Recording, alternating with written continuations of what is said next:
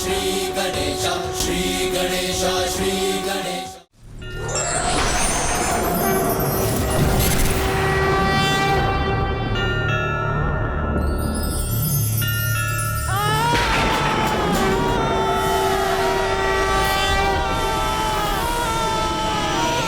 कलसी माँ ने तुझे सुझाव दिया था, आज मृत्यु प्रदान करेगी।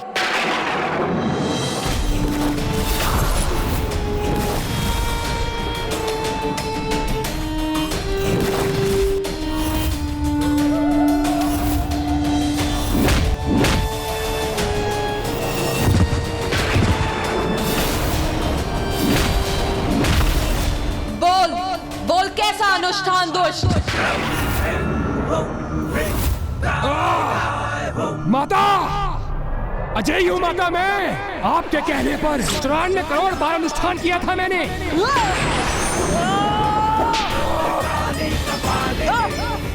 माता, ये क्या कर रही है आप माता? माता मुझे मुक्त कीजिए। कोई क्षति नहीं पहुंचा सकता माता मुझे, क्योंकि आपने जो कहा मैंने वो ही किया। 94 करोड़ बार अनुष्ठान किया है माता मैंने।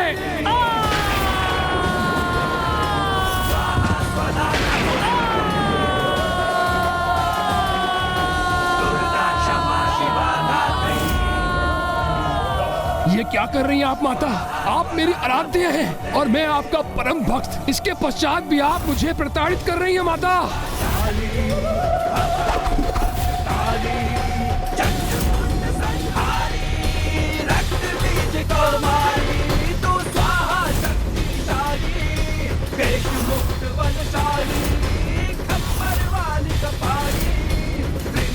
माता, ये पुनः इस गुफा में क्यों लेकर आई आप मुझे?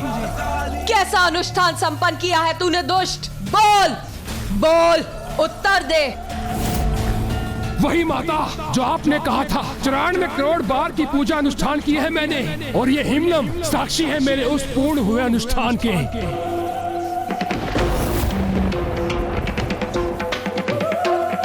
नहीं, ये नहीं हो सकता। ये हिमलम शेष कैसे रह गया? मैंने तो पूर्ण रूप से अनुष्ठान किया था। हाँ दुष्ट, चल अब वहां चल जहां तेरी नियति तेरी प्रतीक्षा कर रही है। चल। कैसा अनुष्ठान पूर्ण किया था तूने दुष्ट? 94 करोड़ बार पूर्ण नहीं कर सका था तू, और तुझे तेरे अनुष्ठान अपूर्ण रहने का कारण ज्ञात है।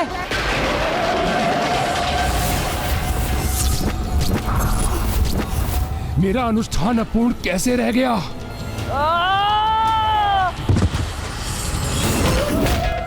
क्योंकि तू ये भूल गया था मूर्ख कि किसी भी पूजा में सर्वप्रथम पूज्य गणेश जी की पूजा अनिवार्य है। सर्वप्रथम पूज्य गणेश जी की पूजा अनिवार्य है, तभी वो पूजा सफल होती है। किसी भी शुभ कार्य के प्रारंभ से पूर्व की जाने वाली पूजा में सर्वप्रथम विघ्नहर्ता गणेश की पूजा अनिवार्य होगी। जो कार्य प्रथम पूज्य गणेश की अर्चना से प्रारंभ होगा वो अवश्य पूर्ण होगा। किंतु तूने तो उनका स्मरण भी नहीं किया मूर्ख।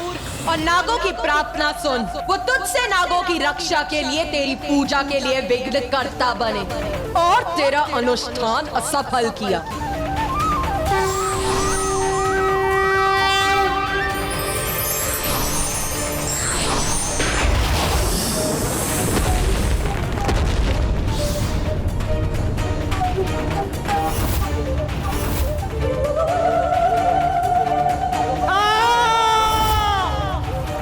अनेकों बार तूने मुझे विवश किया, किंतु फिर भी मैंने तुझे दंडित नहीं किया, क्योंकि तेरे भीतर वैदिक ज्ञान सम्माहित हो गया था। और इसीलिए आज तक देवी आदि शक्ति ने मुझे इसकी अनुमति नहीं दी थी कि तू अब तेरे पापों की गागर भरकर फट चुकी है। इसीलिए अब तुझे ये दर्शाने के लिए कि अत्याचार कितना भयंकर हो सकता है, कोई रोक नहीं है मुझ पे।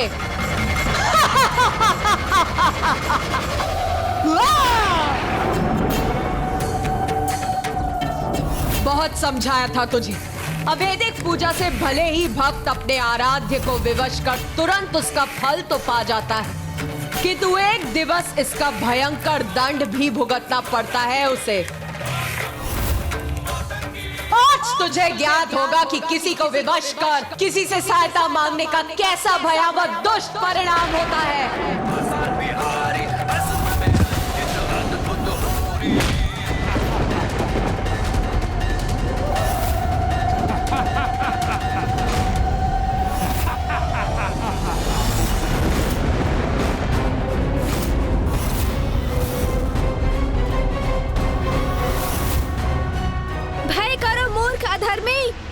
उद्दंडता भरी हंसी मत हंसो। क्यों अपने अंत को और कष्टदायी बना रहे हो तुम? ये मेरा कष्टदायी अंत नहीं, ये तो तुम्हारी देवी के सफलता रूपी कष्ट से भरी पराजय है। क्योंकि ये देवी कोई क्षति नहीं पहुंचा सकती मुझे। क्यों देवी, तुम्हें यह भी ज्ञात नहीं कि मेरा वध करने में सर्वथा असमर्थ रहोगी तुम? यदि इतनी ही शीघ्र अपने अंत के लिए तत्पर हो रहे हो तो तैयार हो जाओ पापी, तुम्हारा अंत निकट भी है और सुनिश्चित। नहीं, सुनिश्चित है तो बस यही कि मेरा वध कोई नहीं कर सकता, कोई नहीं, क्योंकि यहाँ कोई नहीं जिसने वर्षों तक अपनी पलकें न झपकाई हो।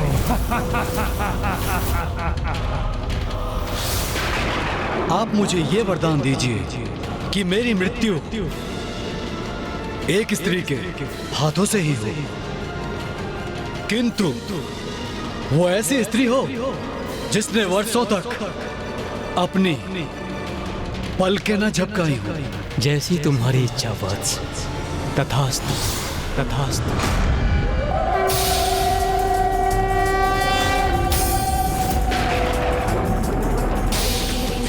सूर्यास्त होने को है। अब इस दुष्ट का वध करने हेतु बहुत ही कम समय शेष है माता के पास। यदि ये आज भी शेष रह गया तो ज्ञात नहीं कि कल ये कौन सा नवीन संकट प्रकट करेगा। कदाचित पुनः अवैदिक पूजा कर तामसिक माता को विवश करेगा ही। इसे इसका अवसर ना ही प्राप्त हो तो उचित है।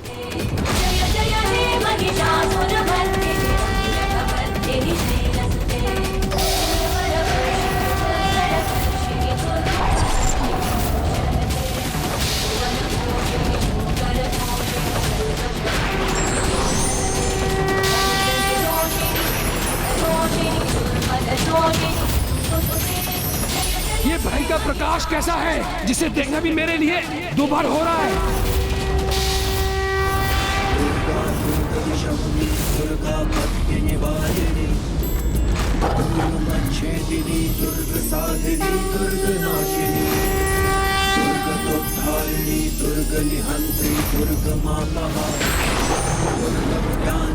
दुर्ग दैत्य लोक दवानना।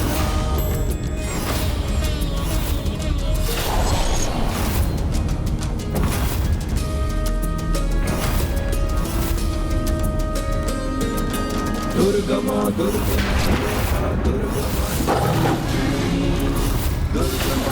प्रदा दुर्गम विद्या दुर्गमाश्रिता। दुर्गम ज्ञान संस्थाना दुर्गम ध्यान वासिनी। दुर्गमोहा दुर्गमदा दुर्गमार्ग स्वरूपिणी। दुर्गमा सुर सहंत्री दुर्गमा योधधारिणी। माँ अब अपना योद्धा रूप धारण कर रही हैं। उनके इस रूप का दर्शन तो हमारा परम सौभाग्य है और इस पापी का दुर्भाग्य। अब बस माता इस दुष्ट को सूर्यास्त के पूर्व नष्ट कर दे।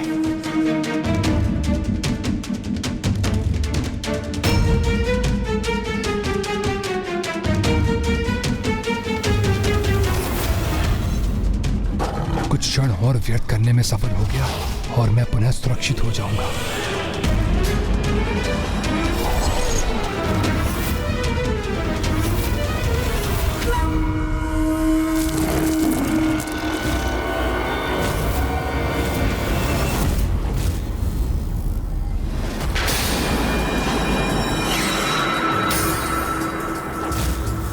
समय व्यर्थ कर रहा है ये दुष्ट। सूर्यास्त तक शेष रहना चाहता है, जिससे इसे युद्ध में एक और दिवस की अवधि प्राप्त हो जाए।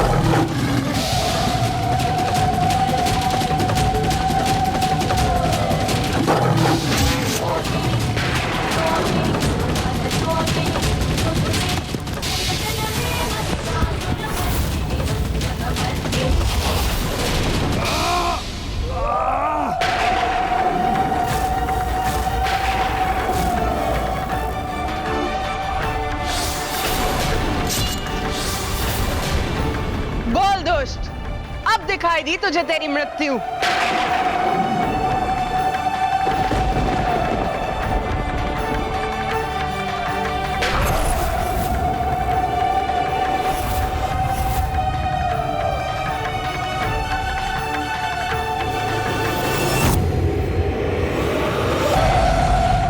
बस किसी प्रकार आज का सूर्यास्त देख लूं मैं।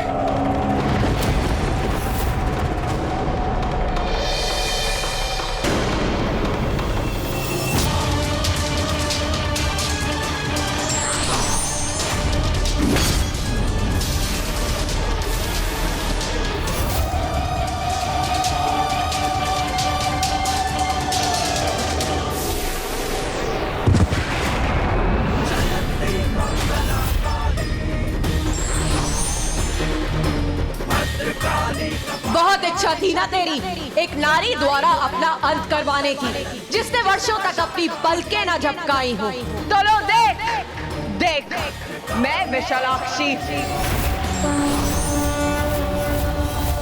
अनंत काल तक बिना अपनी पलकें झपकाए रही, क्योंकि मैं दीर्घ अवधि अपलक अपने स्वामी महादेव का काशी लौटने की प्रतीक्षा कर रही थी, और आज तेरा काल बनकर तेरे समक्ष खड़ी।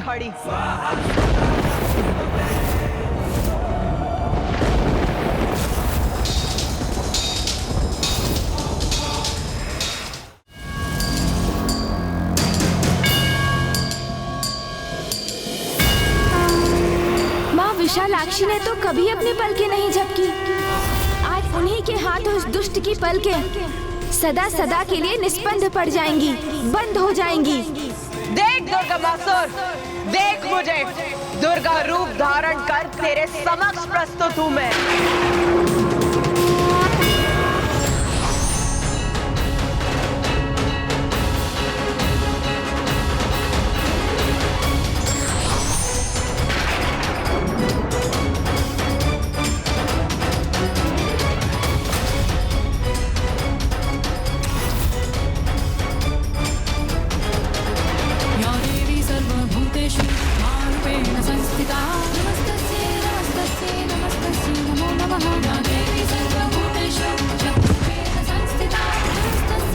अपने अधूरे अनुष्ठान से प्राप्त शक्ति का बहुत अहंकार है ना तुझे, तो दिखाओ वो शक्ति।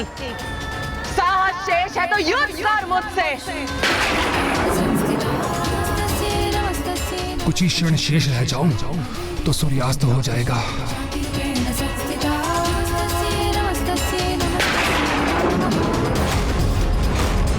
मुझे ज्ञात है ये दुष्ट अवश्य पुनः समय गंवाने के लिए कुछ करने ही वाला है।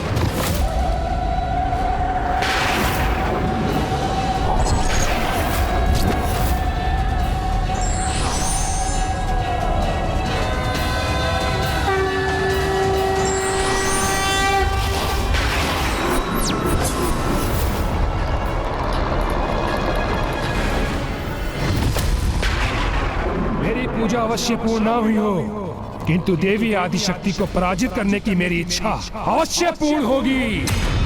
रस्सी जल गई किंतु बल नहीं गया, इसे ही कहते हैं अहंकार। आज तेरे साथ तेरे अहंकार का भी अंत होगा दुर्गमासुर। नो! मेरे सहस्त्र हाथों से, सहस्त्र अस्त्रों से प्रहार होने का सामना करो।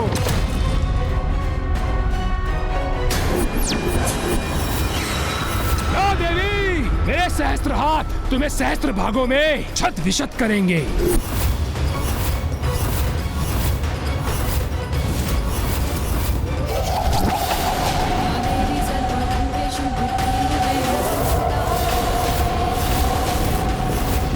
ये सहस्त्रों आकृतियां कहां से उत्पन्न हुई? ये क्या माया है?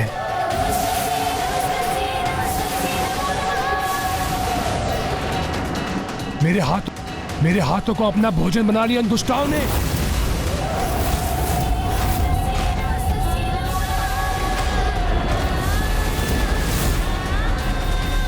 और मेरे अस्त्र मुझ पर ही आ गिरे हैं। अब अपनी पराजय स्वीकार करेगा ये दुष्ट।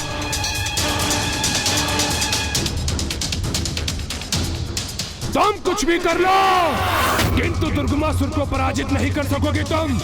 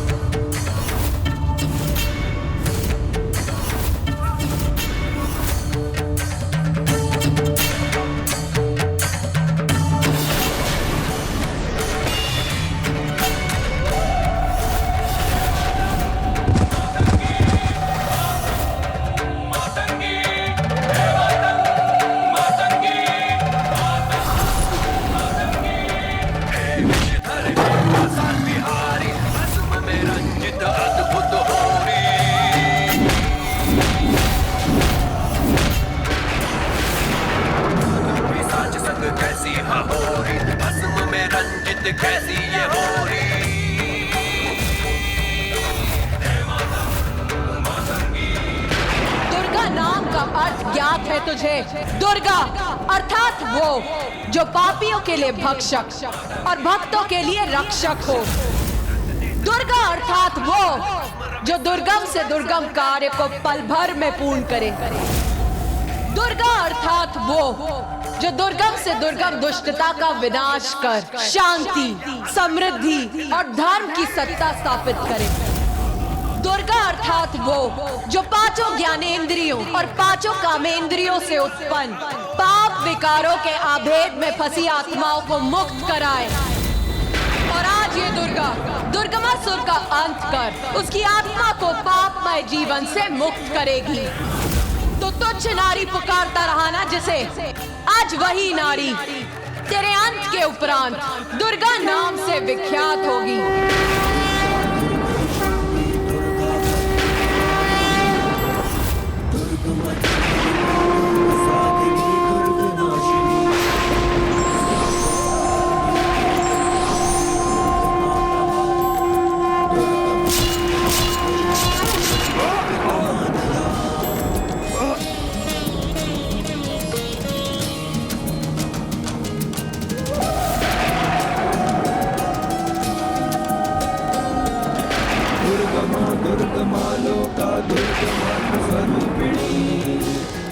मार्ग प्रदा दुर्गम विद्या दुर्गमाश्रिता दुर्गम ज्ञान संस्थाना दुर्गम ध्यान वासिनी दुर्गमोहा दुर्गमदा दुर्गमार्ग स्वरूपिणी दुर्गमा। देवी की घोषणा के अनुसार उनका ये रूप देवी दुर्गा के नाम से विख्यात होगा। वो देवी दुर्गा जो किसी भी दुर्गम कार्य को सुगम कर दे।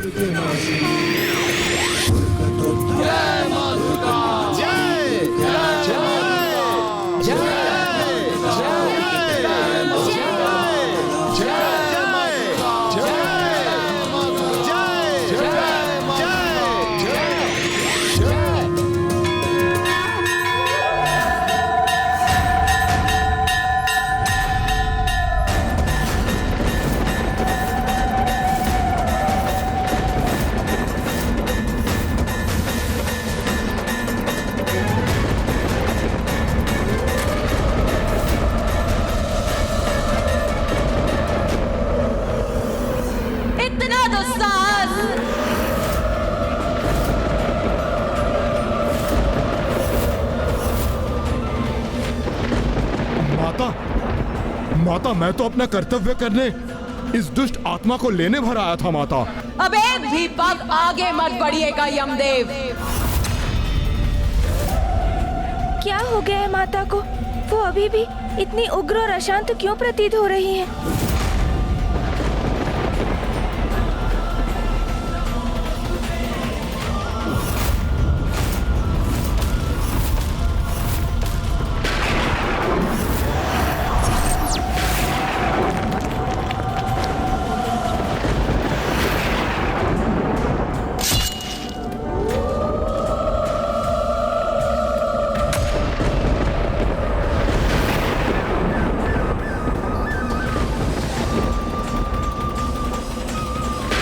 माँ का क्रोध तो बढ़ता ही जा रहा है।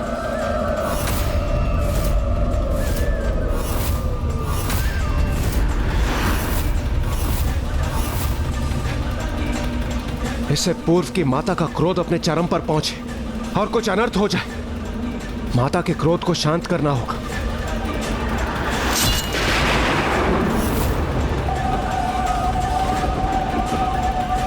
माता, शांत हो जाइए माता, हमारी प्रार्थना सुन लीजिए, अपने क्रोध को शांत कीजिए माता। अब तो ये दुष्ट आपके पैरों तले है, विनाश हो चुका है उसका।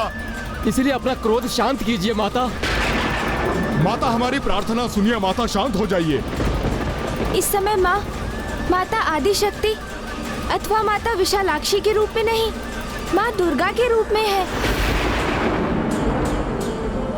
दुर्गम संकट से रक्षा करने वाली माँ दुर्गा को तो उन्हीं के नाम के उच्चारण से शांत किया जा सकता है।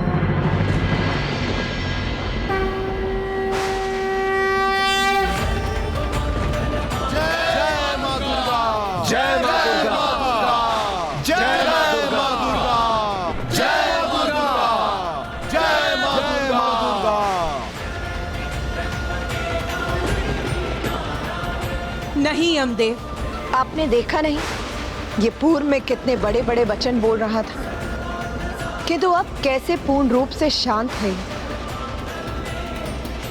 अर्थात अधर्म पथ पर चलने के लिए इसे प्रेरित करने वाले इसके प्रमुख अवगुण अहंकार का अब नाश हो चुका है। इसीलिए अब मेरे द्वारा इसका संहार होने पर इसे मोक्ष की प्राप्ति होगी।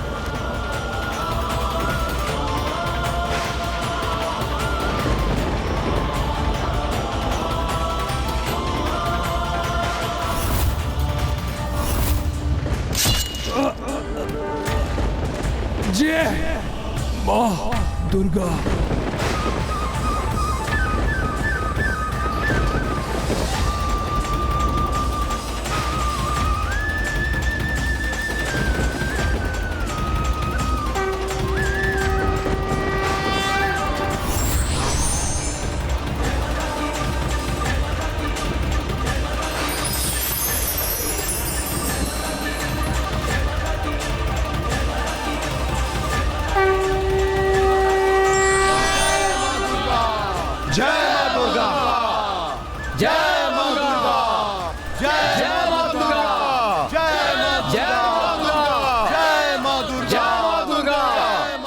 दुर्गा, आपने इस महापापी का संहार कर हमें दुर्गम संकट से मुक्त किया। किंतु माता, उन साधारण जीवों का क्या जो संकट के समक्ष भयभीत हो जाते हैं? उन्हें आपकी कृपा कैसे प्राप्त होगी माता? वो संकट के समक्ष निर्भय कैसे होंगे? पुत्र गणेश ने अभी मेरे जिन 32 नामों का उच्चारण किया, उन सभी नामों के विशेष अर्थ हैं। जो इन नामों के अर्थ समझ के मेरे द्वंद्विश नाम माला का जाप करेगा अथवा स्तुति करेगा, वो दुर्गम से दुर्गम संकट से बाहर आने का मार्ग अवश्य प्राप्त करेगा।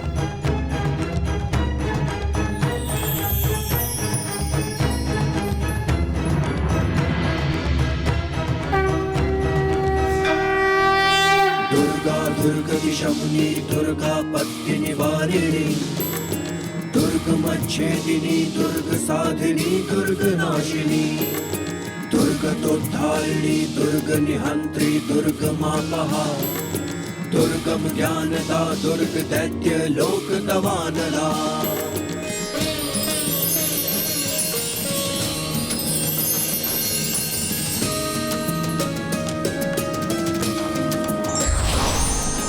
दुर्गमा दुर्गमा लोका दुर्गमात्म स्वरूपिणी दुर्ग मार्ग प्रदा दुर्गम विद्या दुर्गमाश्रिता दुर्गम ज्ञान संस्थाना दुर्गम ध्यान भासिनी दुर्गमोहा दुर्गमदा दुर्गमार्ग स्वरूपिणी दुर्गमासुर सहंत्री दुर्गमायुधधारिणी दुर्गमांगी दुर्गमता दुर्गम्या दुर्गमेश्वरी दुर्ग भीमा दुर्ग भामा दुर्ग भा दुर्ग दारिणी दुर्ग भीमा दुर्ग भामा दुर्ग भा दुर्ग दारिणी। नामावली माम्यस्तु दुर्गाया मम मानवः अहेय सर्वभयानः मुक्तो भविष्यति न संशयः। या देवी सर्वभूतेषु शक्तिरूपेण। अब मेरा ये दुर्गा स्वरूप काशी में स्थित होगा। मैं वहीं निवास करूंगी और भक्तों पर आने वाले महासंकटों से उन्हें मुक्त करूंगी।